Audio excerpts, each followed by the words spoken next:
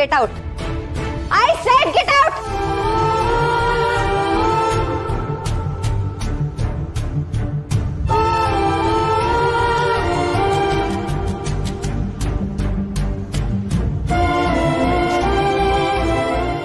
ಅಮ್ಮ, ನೀನ್ ಬೇಜಾರ್ ಮಾಡ್ಕೋಬೇಡ. ನಿನಗ್ ನೋವಾಗ್ಲಿ ಅಂತ ನಾನು ಹೀಗೆಲ್ಲ ಮಾತಾಡಿಲ್ಲ. ಪ್ರತಿಯೊಬ್ಬ ವ್ಯಕ್ತಿನಲ್ಲೂ ಒಂದ್ ಶಕ್ತಿ ಇರುತ್ತೆ. ಬೇರೆಯವ್ರು ಹೇಗ್ ನೋಡ್ತಾರೆ ಅಂತ ಅನ್ಕೊಂಡು ನಾವ್ ಆ ಶಕ್ತಿನ ಮರ್ತು ಹೋಗಿರ್ತೀವಿ. ನನ್ನಲ್ಲಿರೋ ಶಕ್ತಿನ ಬಡ್ದಿಪ್ಸಿದ್ದು ಇವರಿಬ್ರು.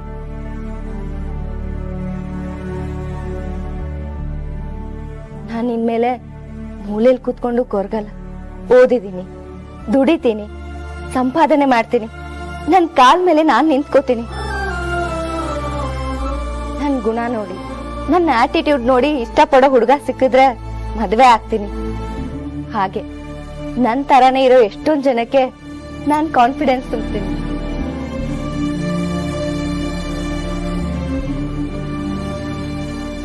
ಶ್ವೇತು, ಈ ಮಾತಾಡ್ತಿರೋದು ನೀನೇನವ? ಪ್ರತಿ ಸಲ ಗಂಡುಗಳು ನಿನ್ನ ಬ್ಯಾಡ ಅಂತ ಹೋದಾಗ ಮೂಲೆಯಲ್ಲಿ ಕುತ್ಕೊಂಡು ನೀನ್ ಅಳ್ತಾ ಇದ್ದಿದ್ದನ್ನ ನೋಡಿ ನನ್ ಕರಳು ಚುರ್ಕನದ್ ಕಣವ. ಒಳಗೊಳಗೆ ಸಂಕಟ ಅನ್ಭವಿಸ್ತಾ ಇದ್ದೆ.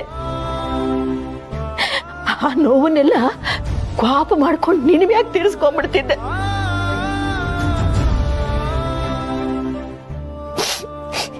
ಈಗ ನಂಗೆ ಧೈರ್ಯ ಬತ್ತು ಕಣವ. ಶ್ವೇತು, ನೀನ್ ನನ್ ಮಗಳಲ್ಲ, ಮಗ ಕಣವ, ಮಗ. ನೀನ್ ಏನ್ ಬೇಕಾದ್ರೂ ಮಾಡು, ನಾನ್ ನಿನ್ ಬೆನ್ನಂಗ್ ನಿಂತ್ಕಂತೀನಿ ಕಣವ. ಮಗ, ಈ ನಿನ್ನವ್ವ ತಿಳುವಳಿಕೆ ಇಲ್ಲ, ಬುದ್ಧಿ ಇಲ್ಲ. ನಿನ್ನ ಶಾನ ನೋಯಿಸ್ಬಿಟ್ಟೆ ಕಣವ. ಯವ್ವನ್ನ ಕ್ಷಮಿಸ್ಬಿಡು ಮಗಳೇ.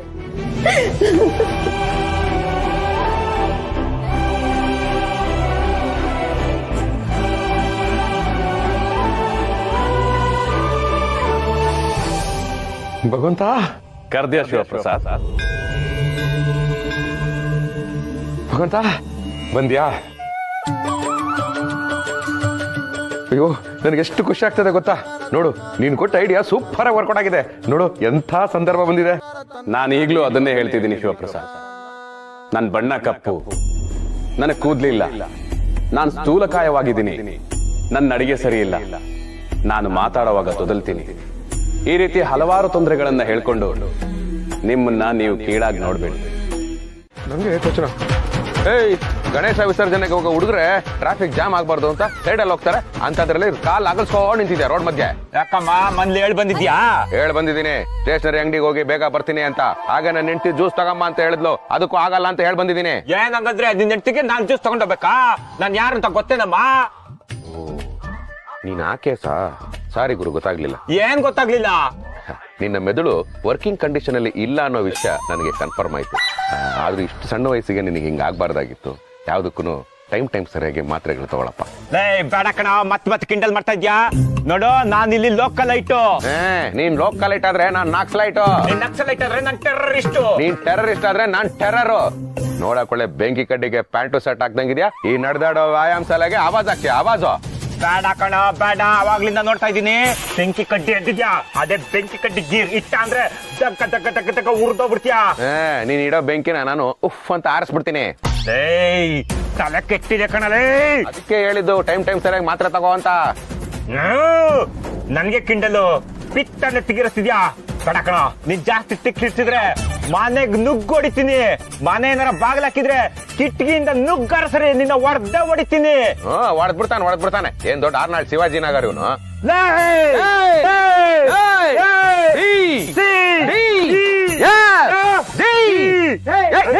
ಆವಾಗಿಂದ ನೋಡ್ತಾ ಇದೀನಿ, ಇಬ್ರು ಕೋಳು ಸಾಯಲ್ಲ, ಹಾವು ಮುರಿಯಲ್ಲ, ಇಬ್ರು ಕಿತ್ತಾಡ್ತಾ ಇದಾರೆ. ದಾರಿ ಬಿಡ್ರೆ. ಸಾರಿ ಮೇಡಮ್, ಅಭ್ಯಾಸ ಬಲ. ನಿಮ್ಗೆ ಏನ್ ಬೇಕು ಅಂತ ಹೇಳಿ.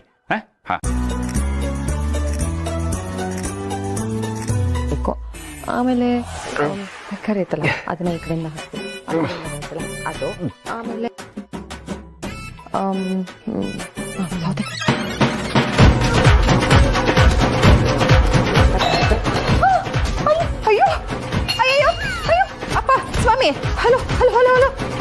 ಎದ್ದೇಳಯ್ಯ. ಅಯ್ಯೋ ಏನಾಯ್ತಪ್ಪ ನಿನಗೆ? ಯಾಕಮ್ಮ ಕಿರ್ಚ್ಕೊಂಡೆ? ಯಾರೀತ ಭೂಶಾಯಿ ಆಗಿದ್ದಾನೆ? ಮಾವ ಸೇಲ್ಸ್ ಮ್ಯಾನು ಒಂದ್ ತಗೊಂಡ್ರೆ ಇನ್ನೊಂದ್ ಫ್ರೀ ಅಂದ. ಆ ಖುಷಿಗೆ ನೀವು ತಂದಿದ್ರಲ್ಲ ಸ್ಟ್ರಾಬೆರಿ ಜ್ಯೂಸು, ಅದನ್ನ ಕೊಟ್ಟೆ, ಕುಡ್ದ ಬಿದ್ದೋದ. ನಾನು ಸ್ಟ್ರಾಬೆರಿ ಜ್ಯೂಸ್ ತಂದಿಲ್ಲಮ್ಮ. ಮತ್ತ ಪಿಂಕ್ ಕಲರ್ದು? ಅದು pink colour, white colour, phenyl. ಮತ್ ಜ್ಯೂಸು? ಅಯ್ಯೋ, ಸ್ಟ್ರಾಬೆರಿ ಜ್ಯೂಸ್ ಸಿಗ್ಲಿಲ್ಲ ಅಂತ ಬಿಟ್ಟು ಕರ್ಬೂಜ್ ಜ್ಯೂಸ್ ತಂದಿದ್ದೆ. ಮಾವ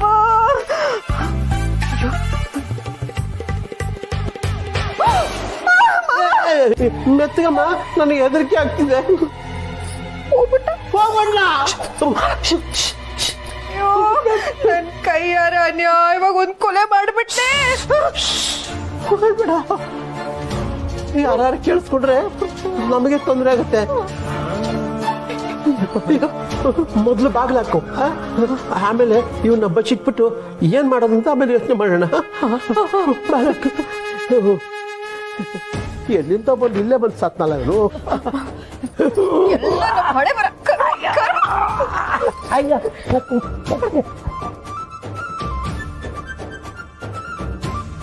ಮೆತ್ಗಮ್ಮ, ದೇವ್ರೆ ಸ್ವಂತ. ಹುಷಾರು ಹುಷಾರು ಮಾವ ನೀವು. ಅಯ್ಯ ಅಮ್ಮ, ಸ್ವಲ್ಪ ತಡಿಯಮ್ಮ. ಅಮ್ಮ, ಮಾವ ಈ ಬಾಡಿನ ಈ ಮಂಚದ ಕೆಳಗಡೆ ಇಡನ್ವೆ. ಅಲ್ಲಿ ಬೇಡ ಮಾವ, ಕಸ ಗುಡ್ಸಿಲ್ಲ. ಅಯ್ಯೋ, ಕಸ ಗುಡಿಸಿಲ್ಲ ಅಂತ ಹೆಣಕ್ಕೇನು ಗೊತ್ತಾಗತ್ತಮ್ಮ?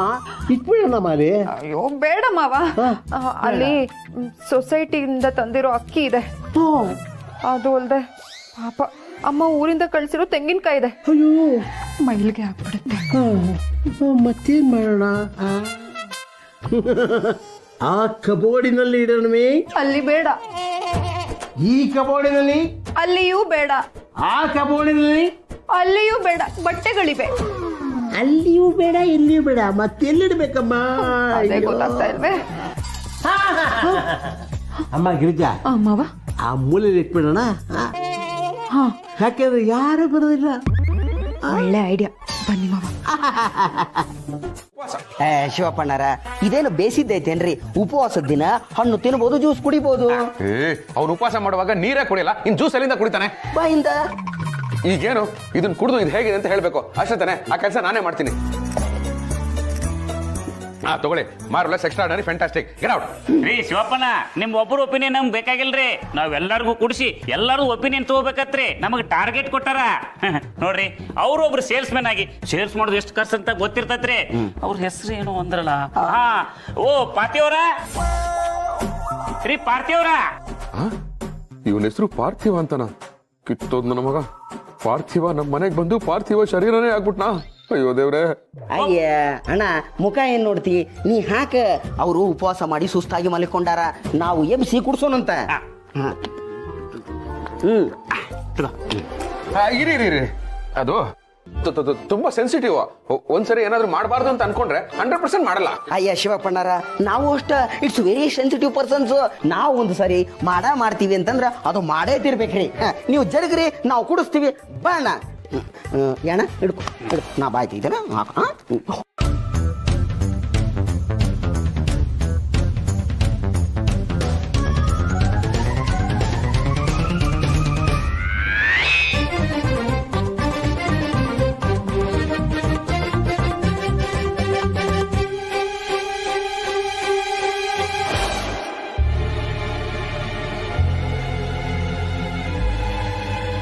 ಶಿವಪ್ಪನ, ಇದ್ರಿ ವಿಷಯ.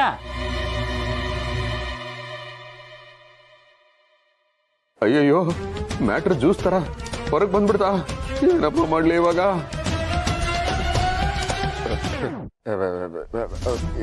ಏನ್ ಯೋಚನೆ ಮಾಡ್ತಾ ಇದ್ದೀರಾ? ಶಿವಣ್ಣ, ನೀವು ನಮಗೆ ಸುಳ್ಳು ಹೇಳಿರ್ರಿ. ಓಹ್, ಹಾಗಾದ್ರೆ ಪಕ್ಕಾ ಗೊತ್ತಾಗಿದೆ. ಈಗ ನಿಜ ಹೇಳಿದೆ, ಬೇರೆ ದಾರಿನೇ ಇಲ್ಲ. ಅದು ಅದು ಏನಾಯ್ತು ಅಂದ್ರೆ, ನಾನು ಇದನ್ನ ಬೇಕು ಅಂತ ಮಾಡ್ಲಿಲ್ಲ. ಸಿಚುವೇಶನ್ ಡಿಮ್ಯಾಂಡ್ ಮಾಡ್ತು, ಮಾಡೋ ಹಾಗೆ ಆಗೋಯ್ತು. ಅದಕ್ಕೆ ನಿಮ್ಮ ಹತ್ರ ಕೂಡ ಸುಳ್ಳು ಹೇಳ್ಬಿಟ್ಟೆ. ಆಕ್ಚುಲಿ ನಾನೇ ಏ ಶಿವಪ್ಪಣ್ಣ, ನೀವೇನು ಹೇಳಕ್ ಹೋಗ್ಬೇಡ್ರಿ, ನಾವೇ ಹೇಳ್ತೀವಿ. ಅಲ್ರಿ, ನೀವು ಒಬ್ರು ಸೇಲ್ಸ್ ಮ್ಯಾನ್ ಆಗಿ ಜ್ಯೂಸ್ ಚಲೋ ಐತೆ ಅಂತ ಸುಳ್ಳು ಹೇಳಿದ್ರಿ.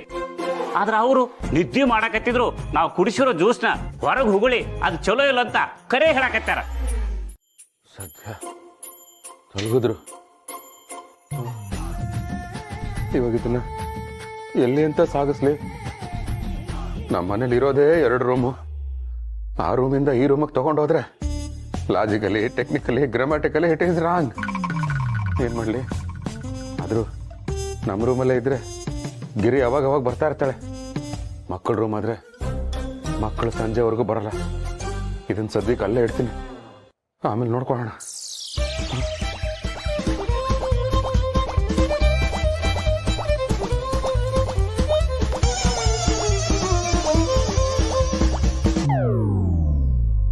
ಸತ್ತ ಮೇಲೆ ಹೆಣಬಾರ ಅಂತಾರೆ. ಇವನು ಸತ್ತ ಮೇಲೂ ಪರವಾಗಿಲ್ಲ, ಹಗುರವಾಗಿ ಇದ್ದಾನೆ.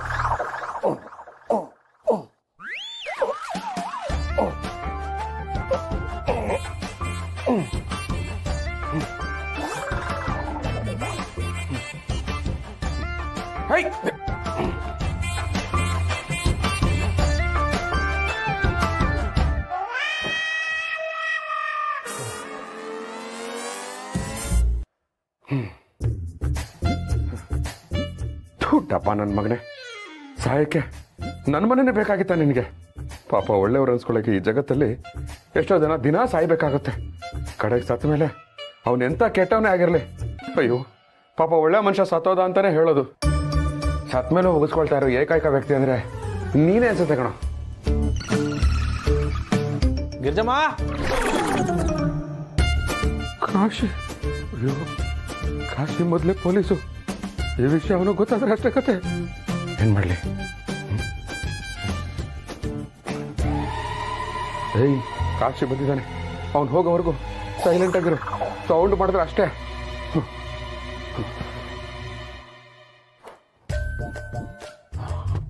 ಓಕೆ. ಗಿರ್ಜಮ್ಮ, ಓ ಗಿರ್ಜಮ್ಮ, ಇದಂತ ಮನೇಲಿ ಯಾರು ದಿಕ್ಕೇ ಇಲ್ಲ. ಗಿರ್ಜಮ್ಮ, ಓ ಗಿರ್ಜಮ್ಮ. ಕಾಶಿ ಅವರೇ, ಯಾವಾಗ ಬಂದ್ರೆ? ಚೆನ್ನಾಗಿದ್ದೀರಾ? ಮನೆ ಕಡೆ ಎಲ್ಲ ಆರಾಮ? ಊರ್ ಕಡೆ ಮಳೆ ಬೆಳೆ ಎಲ್ಲ ಓಕೆನಾ? ನಿಮ್ಮ ಊರ್ ಕಡೆ ಇತ್ತೀಚೆಗೆ ಸೈಕ್ಲೋನ್ ಬಂತಂತಲ್ಲ, ಸಮುದ್ರ ಅಲ್ಲೇ ಇದೆಯಾ ಅಥವಾ ಒಂಚೂರು ಮುಂದೆ ಬಂತ?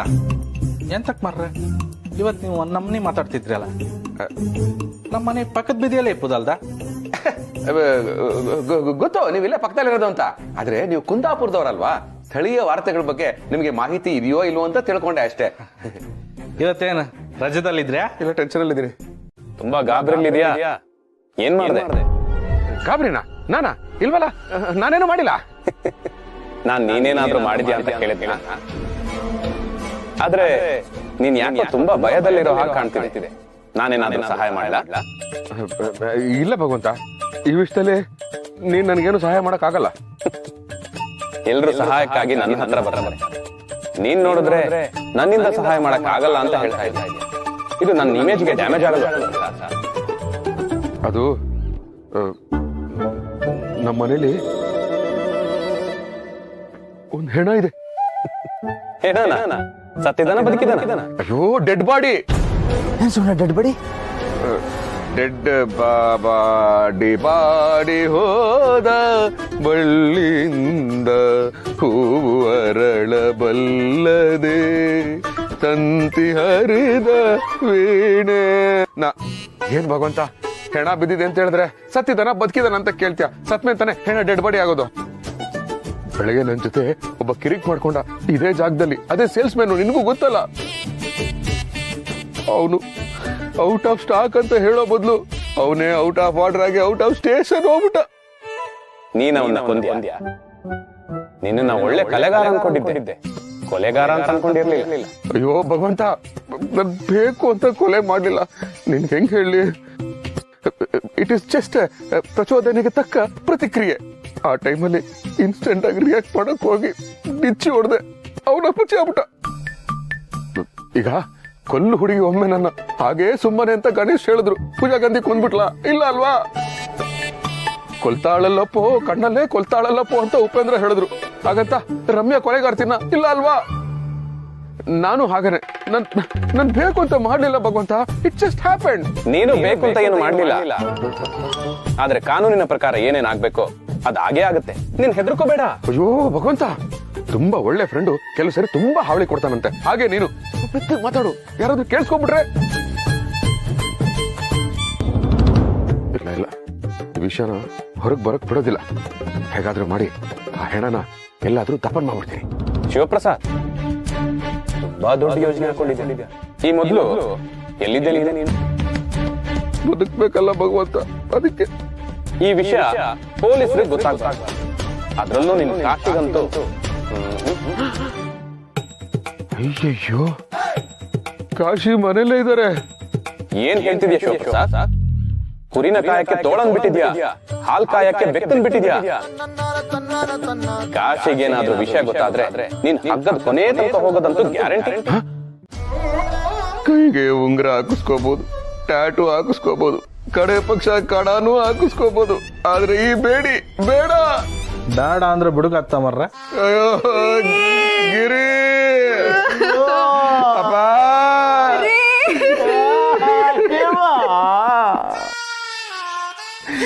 ಅಪ್ಪ, ಗಿರಿ ನಾನು ಅಗ್ರಸ್ಥಾನಕ್ಕೆ ಬರ್ಬೇಕು ಅಂತ ಇರೋ ಬರೋ ದೇವಸ್ಥಾನ ಎಲ್ಲ ಸುತ್ತಿದ್ಲು. ಆದ್ರೆ ಈಗ ಪರಪ್ಪನ ಅಗ್ರಹಾರಕ್ಕೆ ಹೋಗಿ ಅಗ್ರವಾರ್ತಲ್ಲಿ ಬರಂಗಾಗೋಯ್ತಲ್ಲಪ್ಪ ನನ್ನ ಜಿಂದಗಿ. ರೀ, ಬಿಸಿ ಇಡ್ಲಿಗೆ ತುಪ್ಪ ಹಾಕು ಅಂತ ಯಾವಾಗ್ಲೂ ಕೇಳ್ತಿದ್ರಿ. ಈಗ ನೀವ್ ಜೈಲ್ಗೆ ಹೋಗ್ಬಿಟ್ರೆ ಹೊಸ ತುಪ್ಪನ ಯಾರಕ್ರೀ ಬಡಿಸ್ಲಿ? ಅಯ್ಯೋ ಗಿರಿಜಾ, ಆ ತುಪ್ಪದ ಪ್ಯಾಕೆಟ್ ಹೊಡಿತಿದ್ರು ಹೇಳು, ಅದನ್ನ ಅಂಗಡಿ ಕೊಟ್ರೆ ಹಣ ವಾಪಸ್ ಬರುತ್ತೆ. ಆಹಾ ಅಪ್ಪ, ಮರಳು ತುಪ್ಪಕ್ಕೋಸ್ಕರ ಮಗನ್ನೇ ಅರಳು ಮಾಡ್ಬಿಟ್ಟಿಯಲ್ಲಪ್ಪ. ಶಿವ, ನೀನು ಮತ್ತೆ ಮರಳಿ ಅರಳತಿಯ ಕಣೆಯ.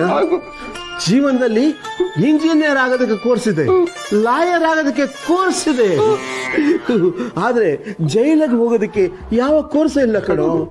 ಆದ್ರೆ ಮತ್ತೆ ನೀನು ವಾಪಸ್ ಬರೋ ಆ ಫೋರ್ಸ್ ಇದೆ, ಸಾಕು ಕಣೋ. ಮಿಸ್ಟರ್ ವಿಶ್ವನಾಥ್, ಬಂದಿಪ್ಪದು ಒಳಗಡೆಯಿಂದ ಫೋರ್ಸ್ ಅಲ್ಲ, ಲಾ ಅಂಡ್ ಆರ್ಡರ್ನ ಲಂಗು ಲಗಾಮಿಲ್ದೆ ಹ್ಯಾಂಡಲ್ ಮಾಡೋ ಲೋಫರ್ ಲಫಂಗಗಳ ಮೂಳೆ ಮುರಿಯೋ ಪೊಲೀಸ್ ಫೋರ್ಸ್. ಅನ್ಯಾಯವಾಗಿ ಅಮಾಯಕರನ್ನ ಅಂತ್ಯ ಮಾಡೋ ನಿನ್ನ ಅಸಂವಿಧಾನಿಕ ನಡೆಗೆ ಈ ಉಡುಗೊರೆ.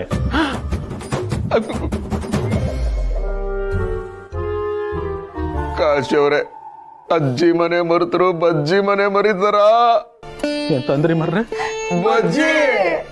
ಅಯ್ಯೋ, ಬಜ್ಜಿ ಅಂದೇಳಿ ನನ್ನನ್ನು ಎಮೋಷನಲ್ ಮಾಡಿಬಿಟ್ರಲ್ಲ ಮರ್ರೆ. ಇಲ್ಲ, ನಾನ್ ಶಿವಪ್ರಸಾದ್ ಅವ್ರನ್ನ ಅರೆಸ್ಟ್ ಮಾಡುದಿಲ್ಲ. ನನ್ನ ಮೈ ಕೈ ನಡ್ಕ ಬಂದ್ರು ಈ ಷಟ್ಕನ್ ಮಾತ್ರ ಬಿಟ್ಕೊಡುದಿಲ್ಲ. ಕಾಶಿ ಹಂಗಂತೆ ಅನ್ಕೊಂಡ್ರೆ ನೋ ವೇ, ಚಾನ್ಸೇ ಇಲ್ಲ. ನಾನ್ ರಿಲೇಷನ್ಗಿಂತ ಜಾಸ್ತಿ ಪ್ರಮೋಷನ್ಗೆ ಬೆಲೆ. ಕಾಶಿ, ಅದು ಒಂದ್ ನಿಮಿಷ ಶಿವ ಅವರೇ, ನಾನ್ ಮಾತಾಡ್ತೀನಿ. ಕಾಶಿ ಅವ್ರೆ, ಗಿರ್ಜಮ್ಮ, ನೀವು ಯಾರು ಮಾತಾಡ್ಬೇಡಿ, ನಾನ್ ಮಾತಾಡ್ತೀನಿ. ಇವತ್ತೆರಡರಲ್ಲಿ ಒಂದು ತೀರ್ಮಾನ ಆಯ್ಕೆ. ಈ ಮನೇಲಿ ನಡೆದ ಸತ್ಯ ಘಟನೆ, ಅದನ್ನ ಹೇಳಲೇಬೇಕು, ಅದಕ್ಕೊಂದು ಸರಿಯಾದ ಪನಿಷ್ಮೆಂಟ್ ಆಗ್ಲೇಬೇಕು.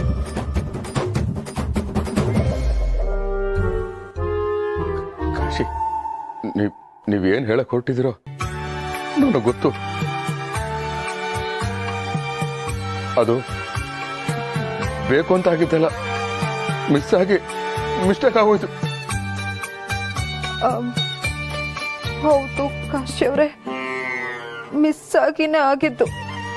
ಇದ್ರ ಹಿಂದೆ ಯಾವ ದುರುದ್ದೇಶನೂ ಇರ್ಲಿಲ್ಲ. ಅರೆ, ಗಿರಿಗೆ ಹೆಂಗ್ ಗೊತ್ತಾಯ್ತು ಮ್ಯಾಟ್ರು? ಇವ್ರು ಹೆಂಗ್ ಗೊತ್ತಾಯ್ತು ವಿಷಯ? ಹೌದಪ್ಪ ಕಾಶಿ, ಗೊತ್ತಿಲ್ಲದೆ ಆಗಿರೋ ಅನಾಹುತಕ್ಕೆ ಏನ್ ಬೇಕಾದ್ರೂ ಶಿಕ್ಷೆ ಆಗ್ಬೋದು, ಆದ್ರೆ ಇದು ದುರುದ್ದೇಶಪೂರಿತವಾದ ಸಂಚಲ್ಲ. ಹೌದು ಮರ್ರೆ, ಅದು ನಂಗೂ ಗೊತ್ತಿತ್ತು.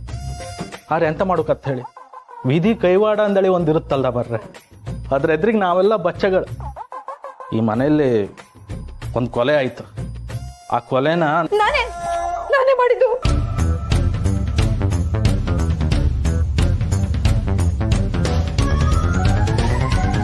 ಈ ಪಾಪಿ ಕೈಗಳಿಂದಾನೆ ಆ ಸಣ್ಣಗಿರೋ ಶುಗರ್ ಪೇಷಂಟ್ ಸೇಲ್ಸ್ ಮನ್ನ ಕೊಂದ್ಬಿಟ್ಟೆ.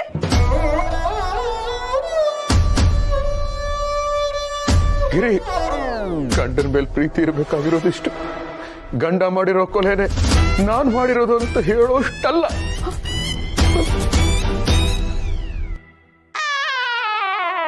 ಕಾಶಿ, ಇದ್ರಲ್ಲಿ ಗಿರಿದೇನೋ ತಪ್ಪಿಲ್ಲ, ನಾನೇ ಕೊಲೆ ಮಾಡಿದ್ದು. ಇಲ್ಲ ಇಲ್ಲ, ನಾನ್ ಕೊಲೆ ಮಾಡಿದ್ದು. ಇಲ್ಲ ಇಲ್ಲ, ಅವ್ರು ಸುಳ್ಳು ಹೇಳ್ತಾ ಇದ್ದಾರೆ, ನಾನ್ ಕೊಲೆ ಮಾಡಿದ್ದು. ಇಲ್ಲ, ಅವ್ರು ಸುಳ್ಳು ಹೇಳ್ತಾ ಇದ್ದಾರೆ, ನಾನ್ ಕೊಲೆ ಮಾಡಿದ್ದು. ನಾನ್ ನಿಜ ಹೇಳ್ತಾ ಇದ್ದೀನಿ, ನಾನೇ ಕೊಲೆ ಮಾಡಿದ್ದು. ನಾನ್ ನಿಜ ಹೇಳ್ತಿದ್ದೀನಿ, ನಾನೇ ಕೊಲೆ ಮಾಡಿದ್ದು. ನಾನ್ ಮಾಡಿದ್ದು. ಅಯ್ಯೋ, ಕೊಲೆ ಮಾಡೋದು ನಾನು. ತಂಗಿ ಗಂಡ ಅಂಬೋ ಕಾರಣಕ್ಕೆ ನಾನ್ ಮಾಡಿದ ಕೊಲೆನ ನೀವು ಮಾಡಿದೆ ಅಂದಳಿ ನೀವೆಲ್ಲ ಜೈಲಿಗೆ ಹೋಗೋದು ಎಷ್ಟು ಮಟ್ಟಿಗೆ ಸರಿ? ನಾನೇ ಕೊಲೆ ಮಾಡಿ ಆ ಹೆಣನ ಹಿತ್ಲು ಬದ್ದಿ ಬಚ್ಚಿ ಇಟ್ಟಿದೆ.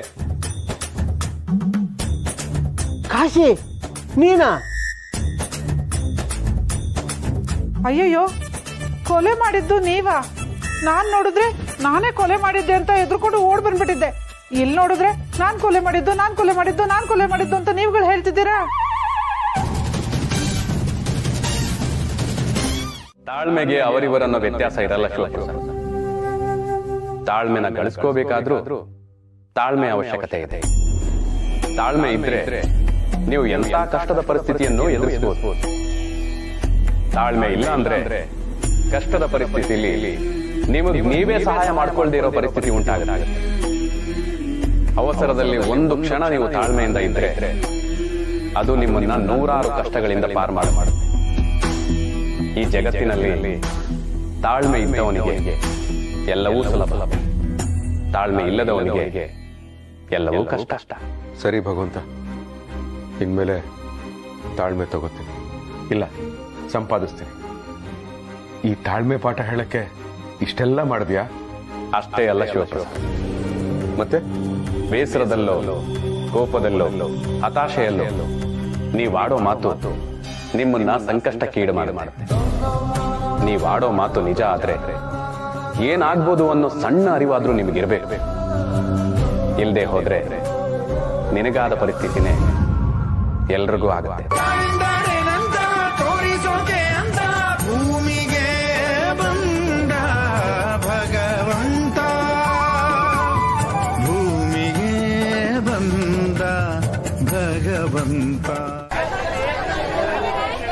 ಬಾವಿ ತೋಡುವಾಗ ಜಮೀನಿನಲ್ಲಿ ಉದ್ಭವಿಸಿದ ದೇವಿ ರೂಪ, ಅದನ್ನು ನೋಡಲು ಜನಸಾಗರ ಹರಿದು ಬರುತ್ತಿದೆ. ಆ ದೇವಿ ಯಾವ್ಯಾವ ರೂಪದಲ್ಲಿ ಬರ್ತಾಳೋ, ಯಾವ ಬಂದು ಏನ್ ಮಾಡಕ್ ಕೊಡ್ತಾಳೋ ಏನೋ. ಎಲ್ಲಂತೆ ಮಾವ? ಅದೇ ಕಣಮ್ಮ, ಮಂಡ್ಯದ ಹತ್ರ ಯಾವ್ದೊಂದು ಹಳ್ಳಿಲಿ. ನೋಡಮ್ಮ, ಒಂದ್ಸರಿ ಪುರ್ಸೊತ್ತಿದ್ದಾಗ ನಾವು ಹೋಗಿ ನೋಡ್ಕೊಂಡು ಬರೋಣ. ಅಪ್ಪ, ನಮ್ಮ ಏರಿಯಾದಲ್ಲಿರೋ ಏಕೈಕ ದೊಡ್ಡ ವ್ಯಕ್ತಿ ನೀನು. ಬಾವಿ ತೋಡುವಾಗ ನೀರ್ ಬಂತು ಅಂದ್ರೆ ನಂಬೋದು, ದೇವಿ ಬಂತು ಅಂದ್ರೆ ಹೆಂಗಪ್ಪ ನಂಬೋದು? ಹುಚ್ಚವಾಯ್, ಜೀವನದಲ್ಲಿ ನಂಬಿಕೆ ಮುಖ್ಯ ಕಣೆಯ. ಆ ದೇವರು ಯಾವ್ದಾದ್ರು ರೂಪದಲ್ಲಿ ಬಂದು ನಮ್ಮನ್ನು ಕಾಪಾಡ್ತಾನೆ ಅನ್ನೋ ಭರವಸೆ ಬೇಕು ಕಣೆಯ. ಭಕ್ತಿಯಿಂದ ನೋಡಿದ್ರೆ ಕಲ್ಲು ಕೂಡ ಶಿವಲಿಂಗ ಕಂಡ ಕಾಣುತ್ತೆ. ಅಪ್ಪ, ಯಾರು ಯಾವ್ದ್ರಲ್ಲಿ ಬೇಕಾದ್ರೂ ದೇವರನ್ನು ನೋಡಬಹುದು, ಅದಕ್ಕೆ ನಂದೇನು ಅಬ್ಜೆಕ್ಷನ್ ಇಲ್ಲ. ಆದ್ರೆ ಇದು ಮೂಢನಂಬಿಕೆ ಆಗ್ಬಾರ್ದು, ಇದರಿಂದ ಇನ್ನೊಬ್ಬರಿಗೆ ತೊಂದರೆ ಆಗ್ಬಾರ್ದು. ಸಾಕು, ಸುಮ್ನೆ ಇರ್ರಿ. ಬಾಬಾ ಫೋಟೋಯಿಂದ ಕುಂಕುಮ ಬಂದಿರೋದು, ಜೀಸಸ್ ಫೋಟೋಯಿಂದ ನೀರ್ ಬಂದಿರೋದು, ಗಣಪತಿ ಹಾಲ್ ಕುಡ್ದಿರೋದು, ಈ ಕತೆಗಳನ್ನೆಲ್ಲ ಕೇಳಿಲ್ವಾ ನೀವು? ಕಥೆನೆ, ನಿಜ ಅಲ್ಲ. ನೋಡಿ, ಭಗವಂತ ನಮ್ಗೆ ಸಿಗ್ಬೇಕು ಅಂತ ಇದ್ರೆ ಹೇಗಾದ್ರೂ ಸಿಕ್ಕೇ ಸಿಗ್ತಾನೆ, ಯಾವ್ದಾದ್ರೂ ಒಂದು ರೂಪದಲ್ಲಿ ಬಂದೇ ಬರ್ತಾನೆ. ನಾವು ಒಳ್ಳೆಯವರಾಗಿದ್ರೆ ಸಾಕು, ಅವನು ನಮ್ಮ ಮೇಲೆ ಎಷ್ಟು ಪ್ರೀತಿ ಬರುತ್ತೆ ಅಂದ್ರೆ ಅವನೇ ನಮ್ಮನ್ನ ಹುಡ್ಕೊಂಡ್ ಬರ್ತಾನೆ. ಅದಕ್ಕೆ ಜೀವಂತ ಸಾಕ್ಷಿ ನಾನೇ. ಓ ಗಿರಿಜಮ್ಮ, ಬಂದೆ. ಓಹೋ, ಏನಪ್ಪ ಕುಂಬಳಕಾಯಿ ಕಳ್ಳ? ಇಲ್ಲಪ್ಪ, ನಾನಲ್ಲ. ಅಯ್ಯೋ ಕಾಶಿ ಅವರೇ, ಕುಂಬಳಕಾಯಿ ಕಳ್ಳ ಅಂದ್ರೆ ನೀವ್ಯಾಕೆ ಹೆಗಲ್ಮುಟ್ ನೋಡ್ಕೋತಿದ್ದೀರಾ? ಎಂತಕ್ಕಂದ್ರೆ ನಾನು ತಂದಿಪ್ಪುದೇ ಕುಂಬಳಕಾಯಿ ಮರ್ರೆ. ಹಾಗಾದ್ರೆ ಚಪ್ಪಲಿ ಕಳ್ಳ ಅಂದ್ರೆ ಕಾಲ್ ನೋಡ್ಕೋತೀಯಾ? ಅಯ್ಯೋ ಯಜಮಾನ್ರೆ, ನೀವು ಎಂತ ಕರೆದ್ರು ನಾನು ಅದನ್ನ ಆಶೀರ್ವಾದ ಅಂದಳಿಯೇ ತಿಳ್ಕಂತೆ. ನೀವು ಕಳ್ಳ ಮಳ್ಳ ಸುಳ್ಳ ಎಂತ ಬೇಕಾದ್ರೂ ಕರೀನಿ, ಆರೆ ಬಜ್ಜಿ ಮಾಡಿ ಕೊಡೋದು ಮಾತ್ರ ಮರಿಬೇಡಿ. ಅಯ್ಯೋ ಕಾಶಿ ಅವರೇ, ನಾನು ಯಾವತ್ತಾದ್ರೂ ನಿಮ್ಗೆ ಬಜ್ಜಿ ಮಾಡ್ಕೊಡಲ್ಲ ಅಂತ ಹೇಳಿದಿನ? ನಾನು ಯಾವತ್ತಾರು ಬರಿಗೈಲಿ ಬಂದಿನ? ತಗಣಿ, ಕುಂಬಳಕಾಯಿ ತಂದಿದೆ, ಕುಂಬಳಕಾಯಿ ಬಜ್ಜಿ ಮಾಡಿ ಕೊಡಿ.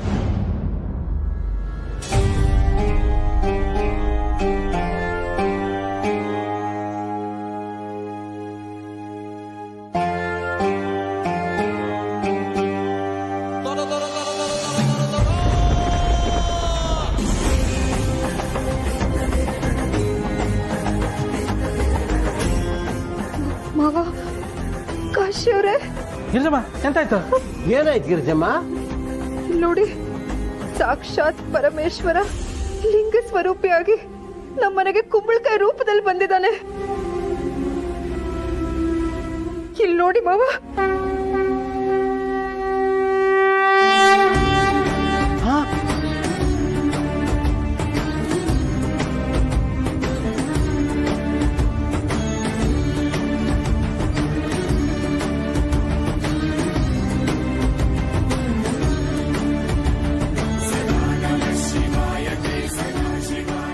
ಗಿರಿಜಮ್ಮ, ಅದು ಯಾವ ಮುಹೂರ್ತದಲ್ಲಿ ನಾನು ಹೇಳಿದ್ನೇನು ಕುಂಬಳಕಾಯಿ ರೂಪದಲ್ಲಾದ್ರೂ ಬರ್ತಾನೆ ಅಂತ, ಹಾಗೆ ಬಂದ್ಬಿಟ್ಟಿದಾನಲ್ಮ. ಗಿರ್ಜಮ್ಮ, ಇದು ಸಾಮಾನ್ಯವಾದ ಕುಂಬಳಕಾಯಿ ಅಲ್ಲ. ವಿಶ್ವನಾಥ್ ಅವ್ರ ಮನೆಗೆ ಕಾಶಿ ತಂದು ಕೊಟ್ಟು ಕುಂಬಳಕಾಯಲ್ಲಿ ಈ ಲಿಂಗ ಇತ್ತಂದ್ರೆ ಸಾಕ್ಷಾತ್ ಕಾಶಿ ವಿಶ್ವನಾಥನೇ ಈ ಮನೆಗೆ ಬಂದಿದ್ದಾನೆ ಅರ್ಥ.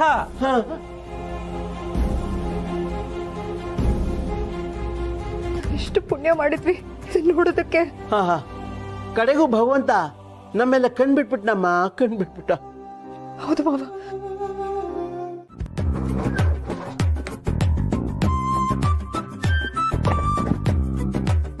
ಸುತ್ತಮುತ್ತ ಯಾರು ಇಲ್ಲ, ನಾನೊಬ್ನೇ ಇಲ್ಲಿ ನಿಂತಿದ್ದೀನಲ್ಲ, ಎಲ್ರು ಎಲ್ವಾದ್ರೋ.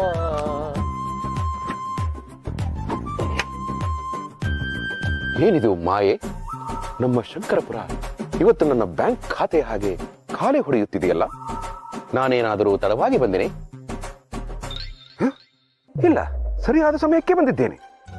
ಆದರೂ ಸಿದ್ಧಲಿಂಗೇಶ್ವರ ಮಿಠಾಯಿ ಅಂಗಡಿ ಬಾಗಿಲು, ಮಂಜಣ್ಣನ ಮಂಗಳೂರು ಸ್ಟೋರ್ಸ್ ಬಾಗಿಲು, ಶಂಕರಣ್ಣನ ಟೈಲರ್ ಶಾಪ್ ಕೂಡ ಬಾಗಿಲು. ಎಲ್ಲರೂ ಎಲ್ಲೋಗಿರ್ಬೋದು? ಓ, ಈ ಸರ್ಕಾರದವರು ಮಹಿಳೆಯರಿಗೆ ಫ್ರೀ ಬಸ್ ಟಿಕೆಟ್ ಕೊಟ್ಟಾಗೆ ಗಂಡಸರಿಗೂ ಕೊಟ್ಬಿಟ್ರ? ಎಲ್ಲರೂ ಹೋಲ್ಸೇಲ್ ಆಗಿ ತೀರ್ಥಕ್ಷೇತ್ರಕ್ಕೆ ಹೋಗ್ಬಿಟ್ರ? ಇರ್ಲಿ ಬಿಡಿ, ಬೇರೆಯವ್ರ ವಿಷಯ ನಮ್ಗೆ ಯಾಕೆ, ನಮ್ದೇ ಹಾಸ್ಯ ಹೊತ್ಕೊಳ್ಳೋಷ್ಟಿದೆ. My dear Girja, open the ದರ್ವಾಜಾ. ಏನಿದು ನಮ್ಮನೆ ಮುಂದೆ ಇಷ್ಟೊಂದು ಚಪ್ಪಲಿಗಳು? ಅದು ಅವ್ರ ನಂಬಿಕೆ. ಅದನ್ನ ತಪ್ಪು ಅಂತ ಹೇಳಕ್ ಆಗಲ್ಲ ಸರ್. ನೀನ್ ಹೇಳದ್ ಕರೆಕ್ಟು. ನೀನ್ ಕಲಂಗಡಿಯಲ್ಲೂ ಇರ್ತೀಯ, ಮರದಲ್ಲೂ ಇರ್ತೀಯ, ಆದ್ರೆ ಅದನ್ನ ಇಟ್ಕೊಂಡು ದುಡ್ಡು ಮಾಡ್ತಾರಲ್ಲ, ಅದ್ ತಪ್ಪಲ್ವಾ? ಹೌದು. ಇದನ್ನೇ ಅವ್ರು ತಿಳಿಸು ಬಾ ಅಂತ ಹೇಳ್ತಾ ಇರೋದು. ಬಾ ಬಾ. ಚೋರಿ ಹೋಗ್ ಕೈಕಾಲ್ ಮುಖ ತೊಳ್ಕೊಂಬನಿ, ಪ್ರಸಾದ ಕೊಡ್ತೀನಿ ಅಂದ್ರೆ ರೂಮಿಗೆ ಬಂದು ಬಾ ಬಾ ಬಾ ಅಂತ ಯಾರನ್ನ ಕರಿತಾ ಇದ್ದೀರಾ? ಓ ಗಿರಿ, ಭಗವಂತನೇ ಹೇಳ್ತಾ ಇದ್ದಾನೆ ಇಂಥದನ್ನೆಲ್ಲ ನಂಬೋದ್ ತಪ್ಪು, ದೇವ್ರಿಗೆ ಆಕಾರ ಇಲ್ಲ ಅಂತ. ದೇವ್ರೆ ದೇವ್ರೆ, ಬಿಡ್ತು ಅನ್ರಿ.